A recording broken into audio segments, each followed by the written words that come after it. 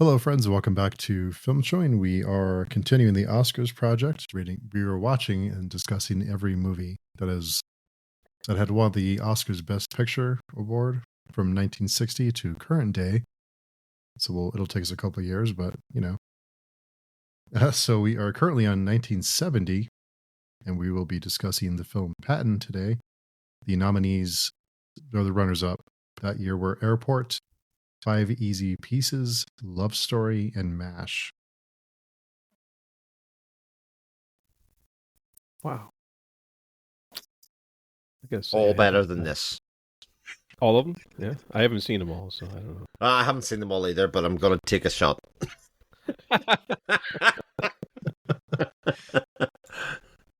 Yeah. So I know we've seen a few from 1950 till we're in 1970 now. I'm not gonna let this one was tough. This is a tough one. Yeah. It's tough to get through. It's very long. It's drawn out. It's I don't know, propagandish, and just I don't know, they, like, compared to the last movie where we just saw, which was just fascinating and outstanding. This seemed to be a throwback. Chris, you talked before about reactions, and this was definitely a reaction in the other way, opposite direction.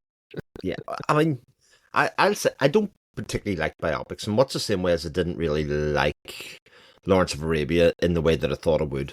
I thought of it like Lawrence of Arabia more, but again, its biopic nature, I think, it's hard because when you're doing a biopic, you're trying to paint the person you're making the biopic about in a certain light, regardless good or bad or whatever way you're going to do it.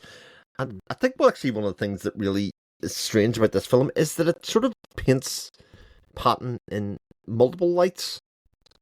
Sure. But also paints, and the bit that I really don't like about it is the fact that it also paints everybody else in the world as a buffoon. Literally every other character is an idiot, though, and he's a bit of an idiot sometimes too, but also he has redeeming qualities. So, to me, this was a screenplay, which was Francis Ford Coppola's, as it turns out, but this was a screenplay problem rather than necessarily a filmmaking problem. I don't know, it's just so... It's so uneven in what the message that it's trying to communicate or tell for me. I think that's the bit that I basically had problems with it, mainly about. Yeah. It's really promoting that tough guy image, that strong man image, I guess, and it doesn't let up on that, even when we get those few moments where it backfires on him. But it all comes around to coming back to that tough guy image. He regains the image that he briefly lost. He had this character arc of starting out as a hero and starting out as a tough guy on his way up, up and coming general, and then he goes through his arc of kind of losing some of that esteem, and he's in the doghouse, and then and then he slowly regains that image, and by doing things in a slightly different way than everybody else would, which was his MO, and we didn't really... It was hard to see what the character growth was out of that, because it almost ended like he was right all along, and his victory was inevitable and all that stuff, where you kind of lost the drama of the story in that sense, because you knew it was inevitable, despite of what character flaws he may have had. It just didn't give you a sense of being involved enough with his character to think he really went through the flames in order to come out the other side a better, different person. Yeah, so I have a couple. I've been kind of thinking about this one. I think I kind of relate it to pro athletes who have to have this this unbelievable self confidence, even if they have a slump or they're going through a time when they're not performing to their standard. They have to continue just believing that I am the best at what I do, and I'm going to continue it. It kind of reminds me of that a little bit with Patton being kind of so he has. I guess in a conflict and combat where you're dealing with people's lives and this all these things are happening, you almost have to be that kind of person to get through something so horrible. You need these people like Patton to get you through those times. And I think back in history, and I don't think we've ever really had a general or kind of a military figure that had kind of the level of prestige that he had after World War II. We certainly didn't have it, as far as I can recall, in Vietnam, which was a mess. That's a whole nother conversation. But we had Korea, we had I guess in Desert Storm, in the early '90s, we had the Iraq conflicts, and I think in a way, propping up these generals or these military figures as being kind of semi celebrities, it's a form of propaganda to root for someone because you attach the conflict onto an individual and you root for this person instead of really thinking about what this really is, and it's people dying and people being killed and innocent people being killed and this horrible thing that's happening. You almost, I think it's done on purpose to make you kind of identify a conflict or an issue with a person, and you root for a person rather than really thinking about what's really happening. If that makes any sense.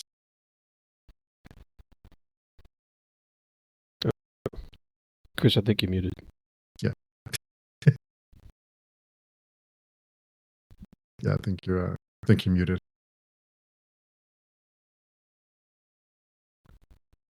Or maybe something else is open that's taking your mic.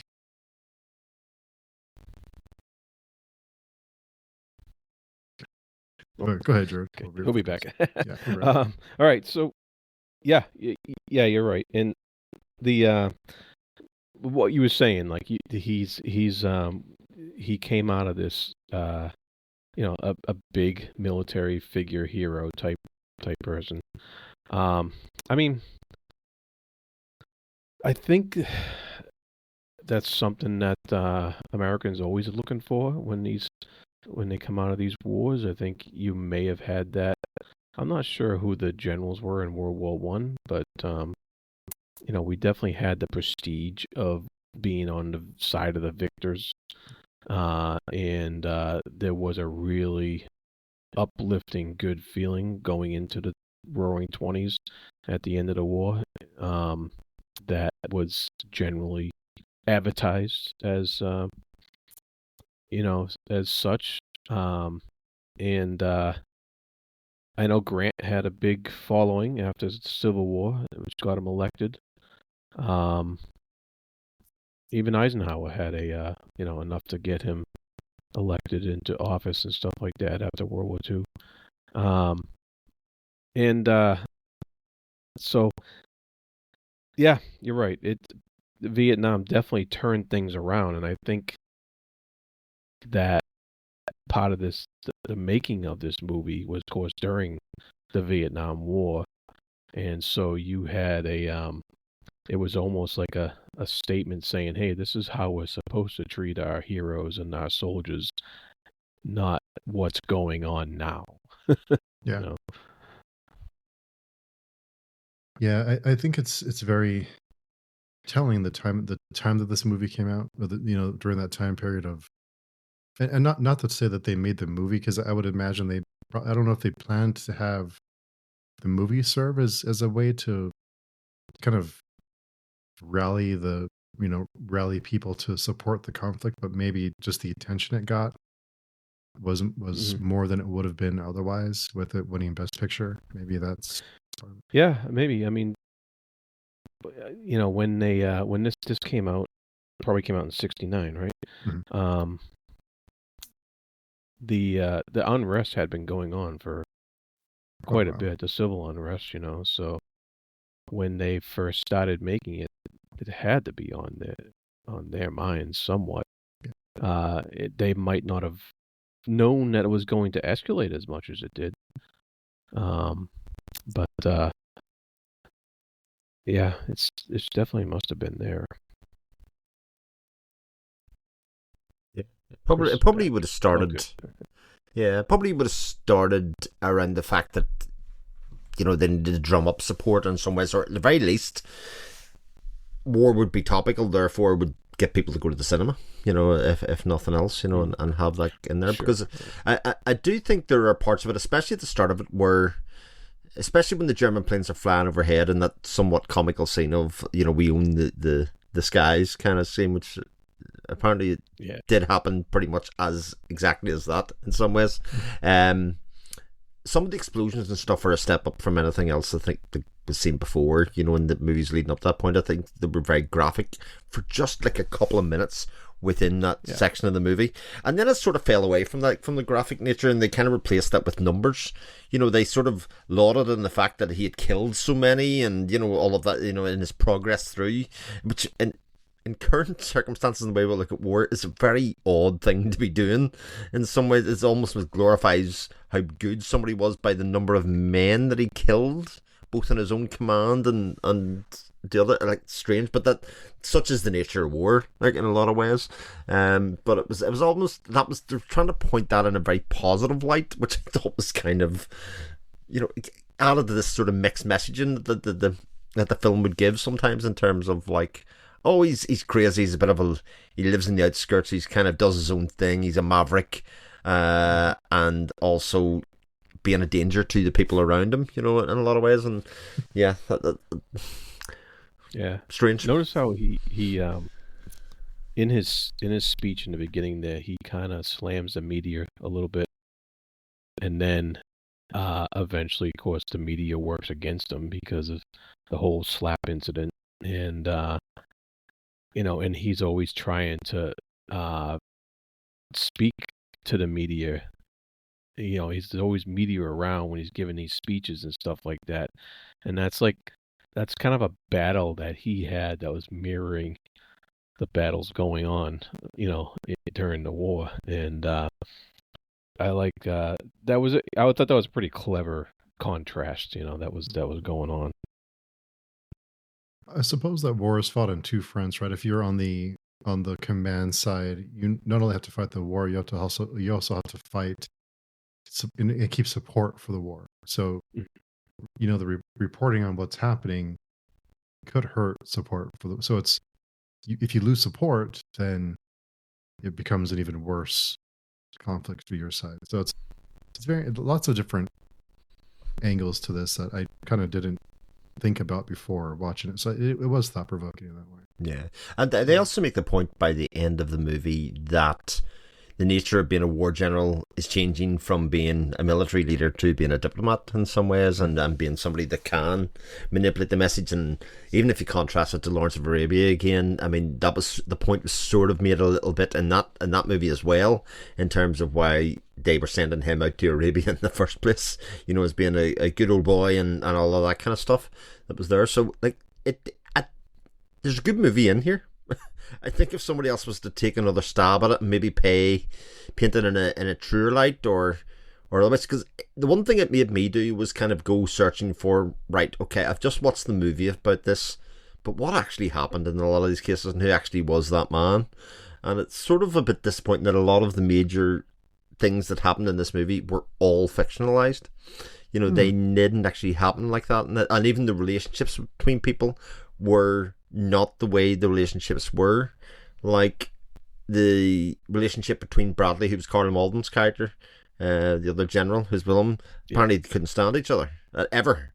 They were always at loggerheads, and even Patton's relationship with Montgomery, the British general, who's painted as an absolute buffoon, and apparently they were very highly respected of each other. They thought they thought a lot of each other, you know, as you would probably expect from two very successful military leaders. So, like, an awful lot of the things that they did in this, it's like, it's not really a biopic, because a lot of these events didn't happen. Those two men never met, especially in the way that they talked about there. The thing that is true is obviously the incident I talked about before with the planes flying overhead.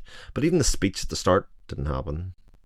You know, I was like, right, okay, that's all very much for Hollywood effect. And in that light, it's seen as even more propaganda, because obviously they were trying to do something with that movie and painting scenes and people in certain ways. And I don't think I've ever watched a movie as much and kind of thought, well, what is this really trying to say to me?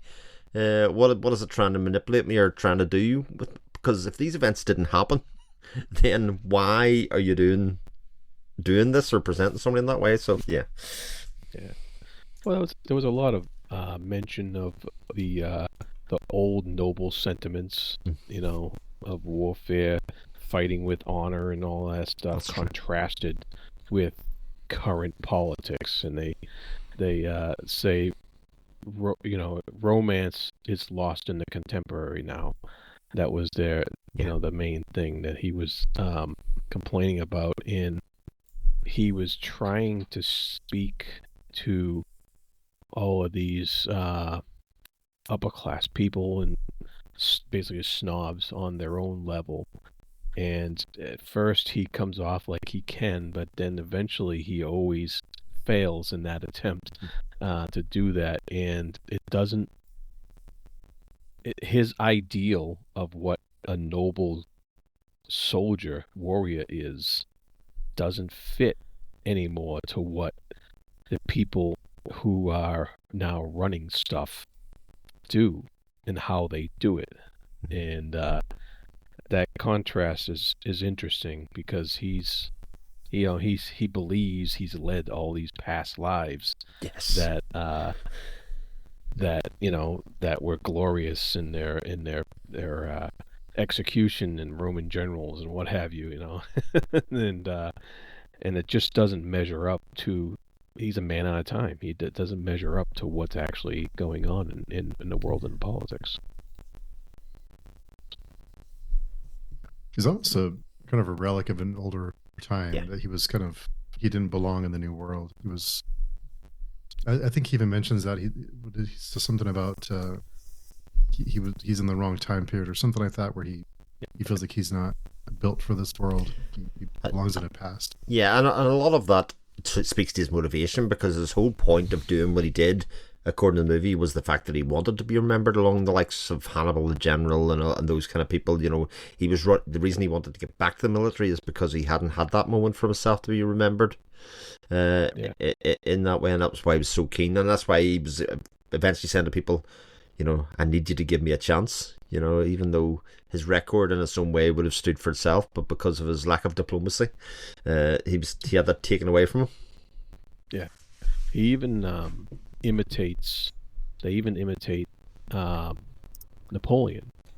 Yeah. When he goes and he actually bows down and kisses the ring of the clergyman, and he was talking about Napoleon, and Napoleon did that when he went and conquered Italy, and he got the crown from the Pope and stuff like that. And that scene kind of mirrored all that kind of stuff, that old glorious tie-in to being ordained, having this divine right in order to make war and do be on the right side of things, you know, in God's eyes. And so that was all echoed as well. He was trying to bring that glorious past to the now, and there were a lot of forces that were against that, that were, you know, that didn't see it that way. Yeah. For all, you know, I think the movie is way too long. I think it could have been cut down for like an hour. There's a lot of interactions between with the German side of it that kind of didn't really need to be there. But I do think there's some really, as far as visually, there's some very striking scenes, especially the beginning with the flag behind him. And that's a scene you can never forget. It's like a very memorable, very, very good, you know, setups and visuals, but it could have been a lot shorter. Yeah. I think we've been saying that for about 10 years worth of movies, Steve. Yeah. I mean, you know, it's funny because there's looking at what's coming up. and looking at what we've watched, like The Sound of Music, I think is what 2.5 hours long. Yeah. But I didn't really notice the time. I mean, there's a few other ones we watched that I didn't really catch. Lawrence of Arabia was long. Yes, it was. But there's a few that were over 2 hours that I didn't really notice. But then we have like The Godfather's coming up, and I can't remember. I mean, I haven't seen The Godfather in 10 years, 15 years, but I don't remember thinking, oh shit, this movie's long. It was just, you just watch it. So it'll be interesting to see how we revisiting those longer films that are coming up, how we feel about them now. Sure. Yeah, the 70s definitely have their share of long movies as well. But like you say, an awful lot of them are. There's an awful lot happens in it, and I think for The Godfather, the thing that I expect it to be, there's an awful lot of plot progression happens as time passes, and there's time passes in this, but it sort of doesn't make any new points with if it, you know what I mean? It's not like everything changes overnight, or he gets to the end and he has a big realization about himself, or there's nothing of that fact that happens. So that time is not used. Main characters don't die. You know, there's really, he just moves location, and I'm sure for an awful lot of the American watching public, the difference between Malta, Sicily, and even France to a certain extent is maybe not as noticeable as maybe going from you know, one place to another around the rest of the world. So yeah, it's 2 hours 50 was why I thought the more powerful scenes were at the beginning, where like you said, it showed some pretty gruesome scenes of aftermath of battle in Morocco. Mm-hmm.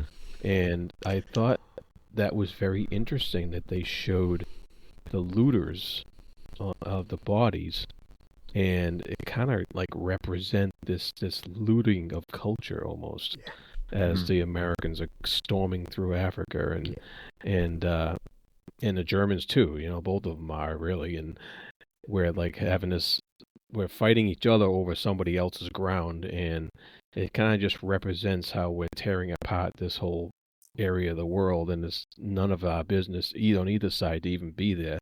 And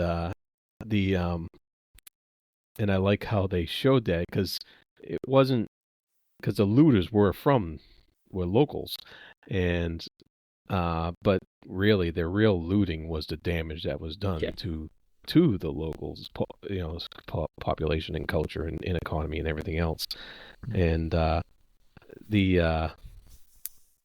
think it was Patton that said during that sequence that it looks like a combination of the Bible and Hollywood.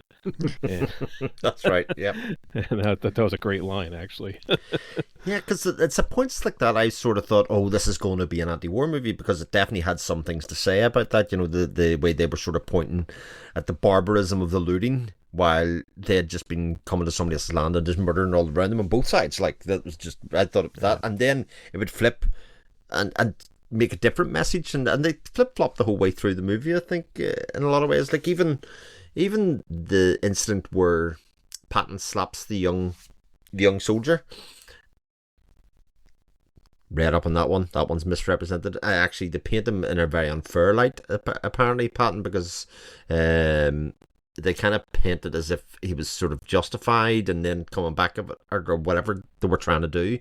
But actually, in truth, apparently, people observed that Patton was exhausted going in, and actually was battle weary and shell shocked himself in some ways when he went in, and he was doing something that other people just didn't do. Generals didn't do it during that stage. Was after the battle, go into the battle tent and see how people were, and they actually think it was exhaustion caused him to slap the young soldier, and was sort of unfairly vindicated for it in a lot of ways because of the situation. But that isn't portrayed, I don't think, in the film at all. It was very much just his force of character that he was just going to do that, because it had the scenes before when he was making the doctors wear the helmets in the tent and all of that kind of stuff. So strange. I think it's interesting you make that point, because I didn't realize it was kind of it was misrepresented. But can you imagine being under that kind of pressure to be directing? You know, because surely people will die with every decision you make. It's just a question of how many people will die. Yeah. And just the pressure and the immense amount of guilt that someone like that must have, and to have to continue and to go on every single day. must be immense. And I wonder if this film was made today, if that would be misrepresented as it was, or if it would be more sympathetic to someone who was in that position to say he was overwhelmed and he lost his temper, or he had a moment and he did something he regretted. I think it would be different today if this film was made. Now, I think people are more sympathetic, and I think it would be portrayed differently. I mean, maybe that's just me, but I think it would be humanize him more and not be such a kind of, stone cold. Because, we do get what I thought the reincarnation stuff was kind of interesting, but he's pretty steady throughout. I think it would have been good to have some moments of, well, he's not just a robot, he is a person. He does have his moments. Yeah. When he was on probation, they had him in this place they had these really strange mirror shots going on, where they showed him through the mirror and he was upside down because it was through the mirror on the ceiling. And I was just like, what is going on? What is up with that? That was a very strange sequence. I don't know. It's funny, I sort of looked at that sequence and went, oh, I think they're shooting for the Oscar here, and they think they need to have some arty shots and arty shots. Yeah, a it was bit like, so obvious. Have like that one shot in Tom Jones, for instance. In order to have an Oscar-worthy movie, we need some sort of directorial chops here, rather than think. And it was honestly, it was one of those, it was almost like a magic eye picture. You were looking at the screen, going, "What am I looking at?" And then it would pull down, and you'd see it was all mirrors, and you were like, "That is odd." Even films now do that, I think, to kind of to cozy up to Oscar voters and Academy Award voters and award people. I think they do add a little bit of they try to add in a little bit just to kind of get in good with them. So it's a flair. Yeah. It just seemed weird to me. I was like, it was very strange.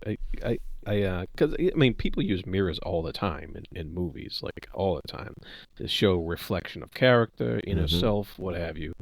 But this was just an upside down Patton, and I get it. He's on probation, so he's not really himself. He's been turned upside down. But it was just so, I don't know.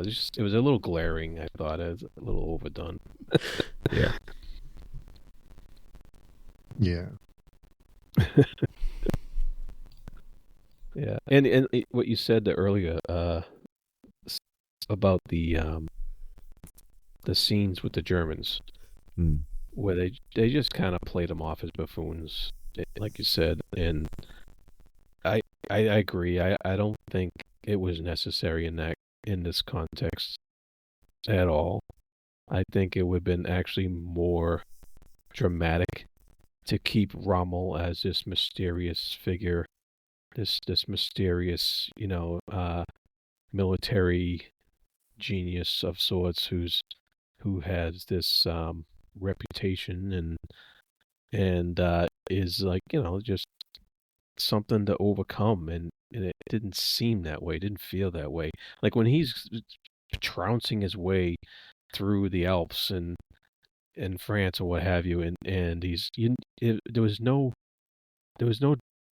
dramatic effect to that, because they portrayed Rommel and the Germans as such buffoons, and so there was no overcome. You just knew that it was just his way of dealing with things, and he just trounced everything he came across, and it was, if they would have kept the buffoonery out of the Germans out of it, you would have had a sense of mystery, at least, about what is he going to come across, what is he going to overcome as he makes his way through there and tries to crash through the German lines and stuff. And I didn't feel that at all.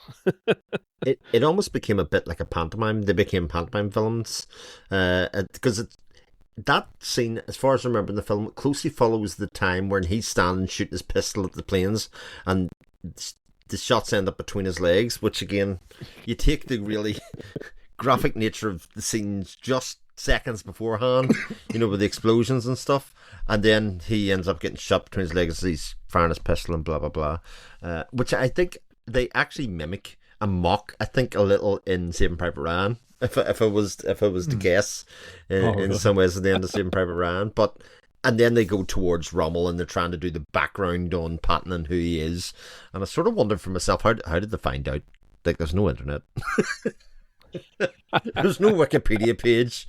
Like, he just says, here, find out about this guy Patton. And he comes back an hour later and he says, well, he's a romantic for the history of war and all that. Like, I doubt that ever happened. You know, spy versus spy. Exactly. And it kind of becomes more ridiculous because we don't see as much of Rommel as we go through, but we still get that guy that's done the background of him is almost like mourning, you know, losing the Patton or something.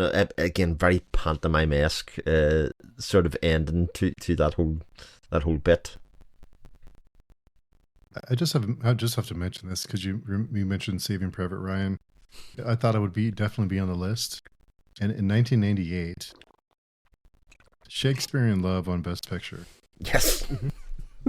Over Saving Private Ryan, Life is Beautiful, Elizabeth, and The Thin Red Line. That is criminal. The Saving Private Ryan was not the best picture that year. Life is Beautiful was a fantastic. Is that Russell Crowe? No, that's the Italian film. The Italian, yeah. Oh, okay. Benini? Yeah. That's exactly him. He won Best Actor, I'm pretty sure. It's a fabulous film. Like, I have to admit, Shakespeare in Love, when I seen it the first time, I thought it was pretty good. It was quirky and interesting, but it's good. It's not as good as Life is Beautiful. Saving Private Ryan, I don't think has aged super well in the way that I thought it would. I thought it would, like a lot of war films tend to kind of age well.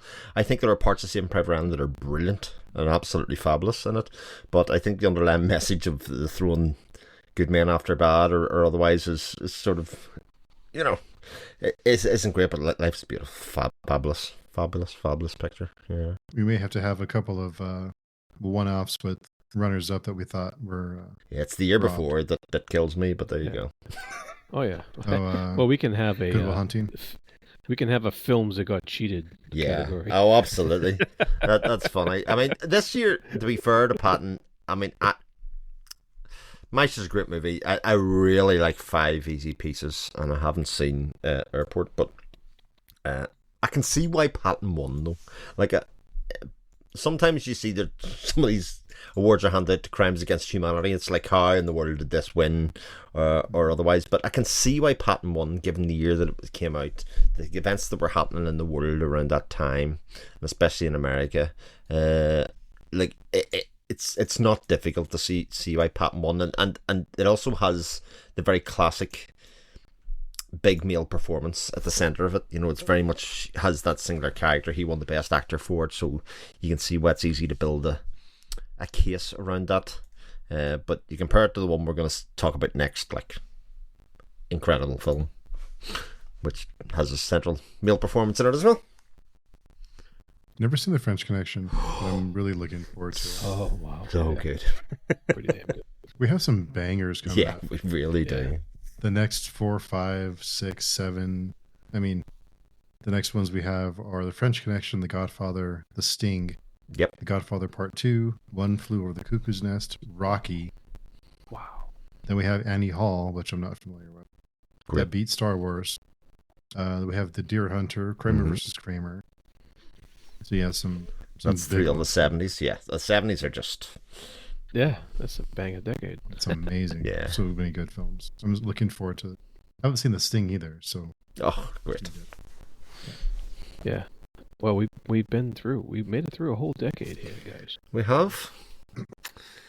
Made it through a whole decade. And I have to say, of all the films that we had in the next kind of... Even year and a half, I can go into the 80s and kind of go, okay, I'm looking forward. This was the one that I was going, and I think also because it was too long. I was like 3 hours of a biopic after watching a nearly 4-hour biopic with Lawrence of Arabia. That was about 3.5 hours too long. This is the one that I want to get out of the way. And also because the films that are coming next are all-time great films. Yeah, the 80s have a couple in there. Amadeus, Terms of Endearment, Platoon, The Last Emperor, Rain Man, Drive to Miss Daisy. Then we have Dances with Wolves in 1990. So there's a couple in there that are like Gandhi. I haven't seen Gandhi. Ordinary People, Chariots of Fire. So yeah, but the 70s. I mean, yeah. For the next decade, we're in for some treats. We are. So, Steve, where does Patton rank next to Tom Jones? Tom Jones is still the bottom. Interesting. Yeah, I think this is kind of what I base it on. Is so Tom Jones. I watched it. I sat through it. I have nothing really that it didn't give me anything to think about. It didn't really. There was no really reflection on it. There was nothing really to take away from it. At least this film gave me something to think about. It kind of, there's some, like I said, there's some iconic scenes in it. There's some, I can appreciate the quality. It could have been an hour shorter, but sure. But I think that and Oliver are the two that are towards the bottom for me. Yeah. Oliver's a long way clear at the bottom for me, I have to say. And then it's a toss up. I mean, you can make a good point for me putting Tom Jones below this. Yeah, so I mean, those are the bottom three for sure. Yeah, it's down on the bottom. It's kind of funny. I mean, even West Side Story was what 2.5, 3 hours long. I didn't notice the time. West Side Story. It was a long film. I love that movie. Yeah. It's funny. I've never been a big fan of military films. But I do find myself thinking about them a lot when I do see them. So it's interesting the effect that it has on you. Well, good military films usually have a slant to them. They're not just representing conflict; they're representing something else. Either, in some ways they're almost like a sci-fi fantasy show because they're obviously using the basis of military war to tell another thematic story. In some ways, a lot of the best ones, and I think that's what I was hoping for with Patton, but I sort of the mixed messaging, just all glory is fleeting. There you go. That's the message. Yeah, indeed. Yeah. It did give me something to think about. It was rough. I had to break it up into pieces. And then I ended up watching the last 2 hours of it just because I was running out of time. But it was, yeah. But it is, it does give you something to think about. Yeah. To chew on. An interesting character at the very least. Not somebody I'd want to sit over and have a dinner with necessarily, but, interesting and different. At least he had character. He wasn't like a blank page. I've seen some theories that he was assassinated, but I didn't get that through the film. I just got it after the fact. But I didn't get the impression that he was assassinated. He died in a car crash or something, isn't that what it was? Yeah. So interesting. Yeah. Much like Lawrence of Arabia. Same movie. There you go. Very similar, yeah. Yeah. So I guess we can say, which one would you prefer, Lawrence of Arabia or Patton? I prefer Lawrence of Arabia just because I think it's more visually stunning a lot of the way through. I think it has that level to it. I think it's... No, I'm not even going to say that because I was going to say it's a bit more respectful to the places that it's at in some ways, but they also don't have Arabian actors acting Arabian parts and stuff. Like there's a lot of blackface and stuff going on there, so that's I think that's quite problematic and unnecessary as it was. But yeah, there's a grandeur to Lawrence of Arabia that I don't think this necessarily has in the same way, but I also don't think it was necessarily trying to do that. Yeah, I think Lawrence is a much greater character arc than this one does, because I think he goes through a lot of self-realization that Patton seems to lack. That's a good point. Yeah, that's a good point. He does, from where he starts to where we finish, is a completely different person. Yeah. definitely. But I think the performance, I think he portrayed it very well. Sure. Good performances. I see a lot of people love this movie. A lot of people just love it. And Well, I it's a mean, film for everybody. yeah, I mean, everyone's different. I mean, no, I like films that people think are shit, but Yeah, exactly. it's one of those Yeah. things.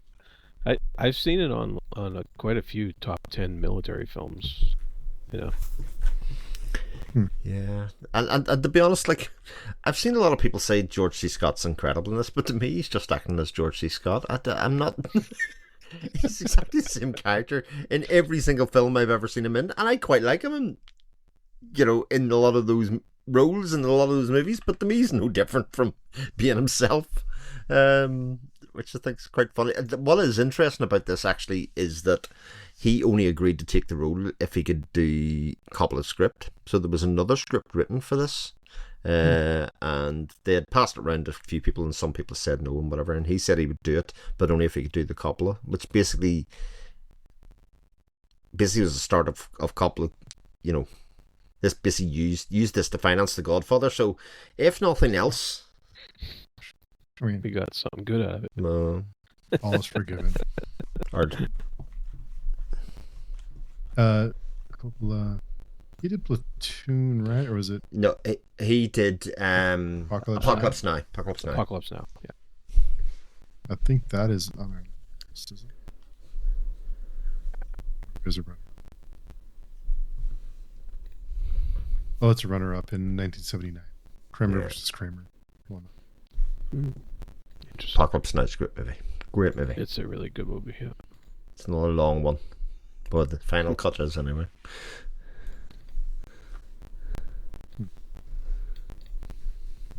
Okay. So yeah. So I answered where it's the bottom 3 or 4 for me. Below Oliver. I think still the most questionable decision ever, I think, so far in the last decade is Tom Jones. I don't know how that happened. I don't get it. Tom Jones and Oliver on the bottom for me, and then probably Patton. What does it fit for you guys?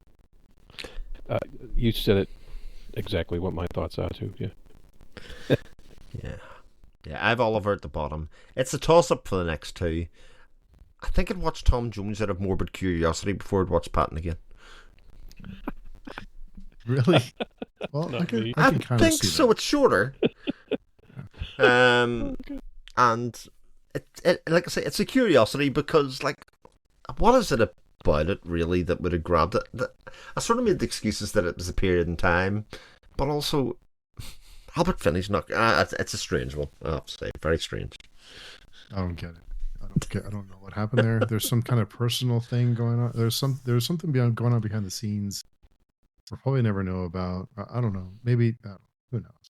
It has Susanna York in it. There you go. It's definitely above Patton. That film has females. There we go. It does have that. Yeah. Yeah. But we have some excellent movies coming up. I mean, I'm excited. So next time we come to do the Oscars project, The French Connection. Yeah. Yes. Oh yes. Can't wait to rewatch. It's been probably 2 decades since I watched it, but I'm looking forward to it again. Yeah. Well, any other thoughts on Patton before we wrap up? Next, Jared.